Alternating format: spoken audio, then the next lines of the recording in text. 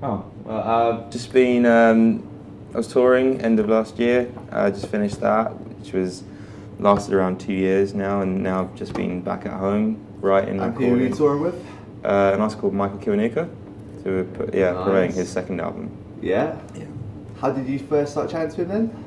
To Mike, probably, I met him in 2007, so I was about like 17 years old, and there used to be this, we're both like North London boys, and there used to be this studio in New Southgate, just literally right next to the station, called Station Studios. Good name. And yeah, very appropriate. and yeah, if I'd be rehearsing there with whoever artist I was playing for at the time, and yeah, most of the time he'd be there rehearsing with his band, and that's kind of how we met. And then turned out we had a couple of mutual friends, and I'd see him at a couple of like house parties and stuff, and yeah, that's just sort of. So that's pretty long term, but when did it like start to tour with him? The touring, about beginning of 2016. Did it start with just sort of mates, you know, he asked you along, or was it always pretty serious? Yeah, it was. It was pretty casual. I mean, at the time, I wasn't actually doing anything because I'd kind of given up on like playing for other people for a while because I just wasn't enjoying it much and just wanted to concentrate on doing my own music. But yeah, and then a friend asked me to do an audition for another artist, and then I said, "Oh, I'll think about it, but I'll probably most likely do it." And goes, "Just come to it. Like, it's like a done deal, pretty much." But I wasn't particularly happy. And then I think it was day before I was supposed to go to this audition. I just get this phone call, and I was like, "Dude, I need a guitar player. Like, our guitarist wants to concentrate on producing and stuff. And yeah, do you want to be part of it?" So I was like, "Let me think about it, actually, maybe." So I thought about it for like a day or two, and then I was like, "Wait, what am I thinking about? Like, it's a no-brainer. I've known his career for forever, and I love the music." So yeah, and that was it, really. 2 wonderful years after that, then. Yeah, it's been unbelievable.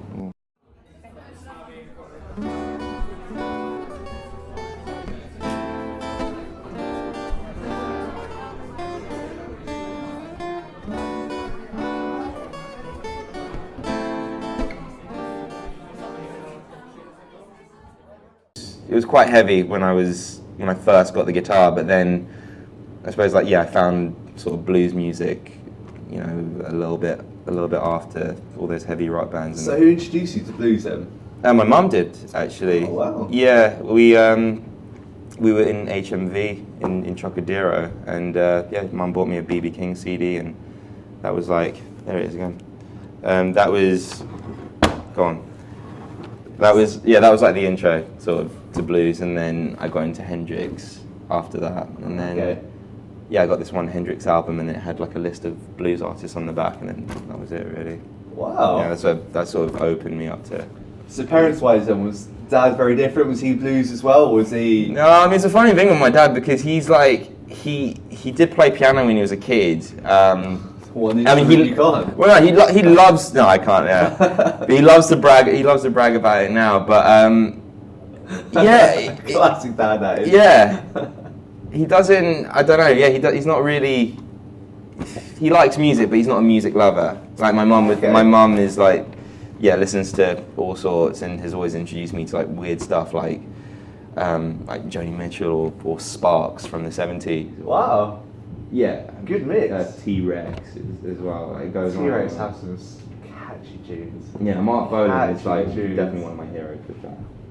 Do you have any older siblings? I've got one brother. Yeah. Were they influence music at all? They're into music a little bit. Yeah, my brother used to play violin for quite a long time, but then he's always musical family you got. Yeah, kind of ish. Like no one really sort of carried on with music.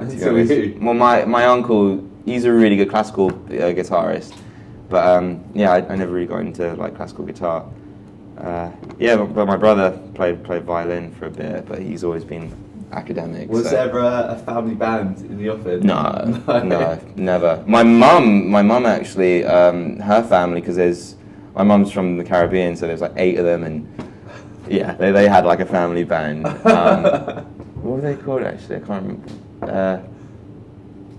I can't remember what they were called. I'll find out. I'll let you know. But yeah, they actually put out a single. Yeah. No. Yeah. We're just released in the Caribbean. They released it over It was released, but from what I understand, that it did get to #1 in Kenya, and this was like in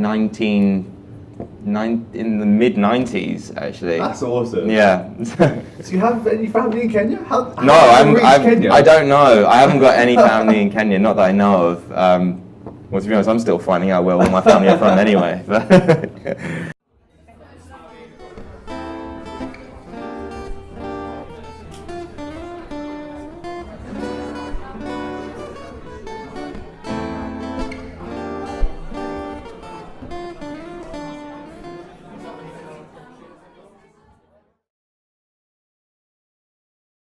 I mean, until MK decides to release another album, you know, I'll be there for him all the time, and yeah, for my own stuff. I mean, I'd love to be able to sort of make a living out of doing my own thing, but it's quite difficult. But I'm up for the grind and stuff. I don't know. You say that. It's there. I feel like I love what you've released so far. No, thanks. It's just so limited. Mm. Obviously, you've got stuff to do. I can't blame you for that. But I reckon full album. I'm saying that. I have no idea. Yeah. I feel like you'd do well. I don't know if people are into albums like anymore, because everyone, it almost feels like music's a little bit disposable with the whole. Not that it's a bad thing, but like Spotify has allowed people to sort of just make music a little bit disposable and just listen to it. I mean, if you look at Spotify for yourself, My Light is it's miles ahead of anything else. Is it? I don't actually check my Spotify that much, so it's a really good place, right. And then everything else sort of lacks in between. And obviously, you've got so many other good songs out there from the limited catalogue, like I said. But yeah, you're right. It's strange how it's changed that way. Yeah. And I'm the same. I used to listen to the album the whole way through to find little gems that were missed out from the lead singles. Yeah. But now, not so much. I mean, you can. I think you can almost hear when an artist is going to put like an album out. Like you can hear something special is going to happen. I mean, yeah, I feel still that I'm just going to maybe just release singles, maybe like an EP or an odd EP here and there, just to change things up. But yeah, I think I want to commit quite a bit of time to like doing an album. Yeah, make sure you get it right, really. Yeah, I'm way too like fussy about things anyway. So as you can tell by what's there.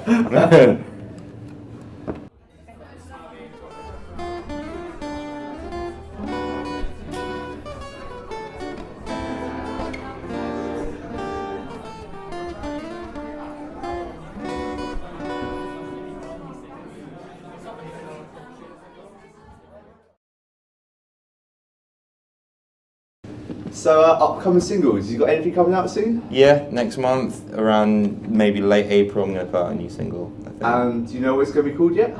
Yeah, it's called Simply Flump. Yeah, Flump.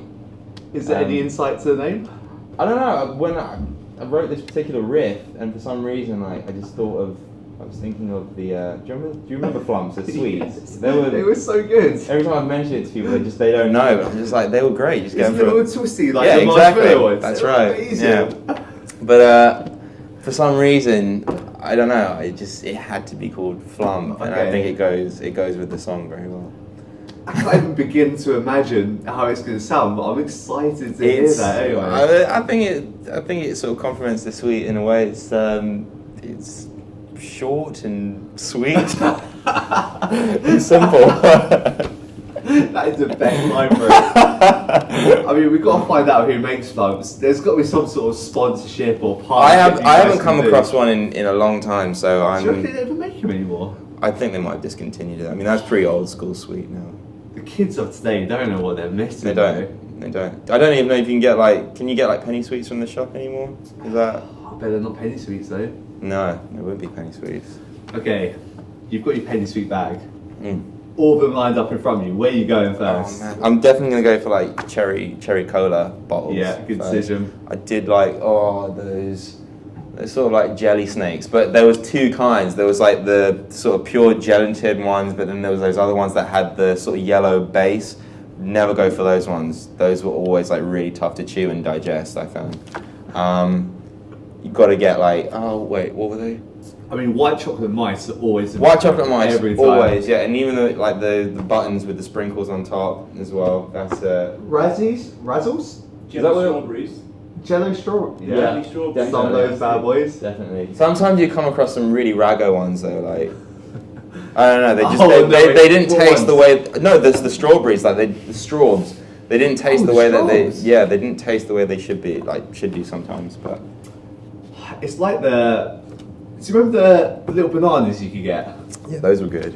Those They were really lovely. They never tasted like I thought they would. Like Yeah. when I was 5 years old and I tried them for the first time, it, Just it was actually mind-blowing. not just a tangent off. Actually, I don't know if you remember, but there was. Do you remember Bassett's? There's Bassett's licorice Yeah. all sorts, but then there was Bassett's fruit all sorts, which was out for a very limited time.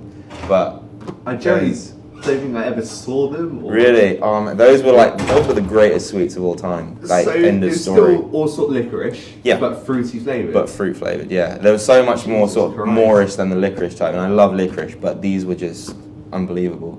And Mind-blowing. I wrote a letter to Bassett's, like saying, "Can you bring them out again? Is there any way I can get a packet?" And they actually wrote back and said, "Really sorry, but yeah, this is something that we just can't do at the moment." And yeah, really. You're still really, waiting for the day. Yeah, I'm still when they waiting for that time. realised. Yeah, I've put a thing out to people just saying like, listen, if you can get me a packet of Bassett's fruit all sorts, I'll give you 20 quid. I'll give someone more if they can find it. Guys, if you're out there and you're listening, I don't know who's going to be listening to I miss this, those, but fruit all sorts, get them our way.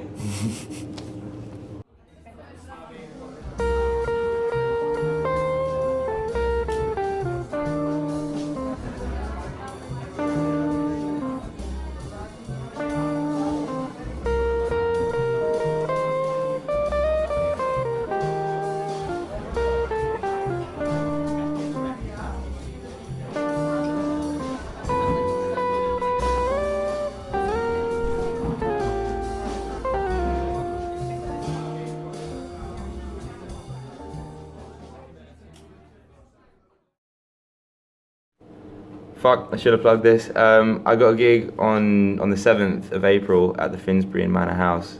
So come along, free entry vibes, and yeah, nothing but good times.